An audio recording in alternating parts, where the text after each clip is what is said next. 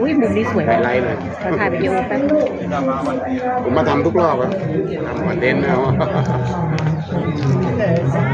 นะครับเป็นลูกแก้ววิเศษนะลูกนี้ฮะเป็นมีพลังแสงครับพลังแสงทำให้เกิดแสงได้เกิดควันได้อัศจรรย์ดีเนาะ ลูกนี้ถือว่าสุดยอดเป็นลูกพิเศษลูกนี้เพราะว่าถ่ายภาพนิ่งอ่ะถ่ายไปให้ติดพระเจ้า5 องค์ให้บังลูกแก้วแล้วก็เอาลูกแก้วบังเหล็กพวกนี้จะสวย ลูกแก้วบางเหล็ก ครับเอาลูกแก้วบังเหล็กนั่นนะให้ติดพระเจ้า5 องค์ลงมาอีกลงกล้องไม่ลงกล้อง ลูกแก้วบางเหล็กจริงนั่นแหละไฮไลท์เลยครับผม นี่ สวยครับตอนลงมุมกล้องถ่ายจะสวยครับ สวย แล้วก็เราให้ลูกแก้ว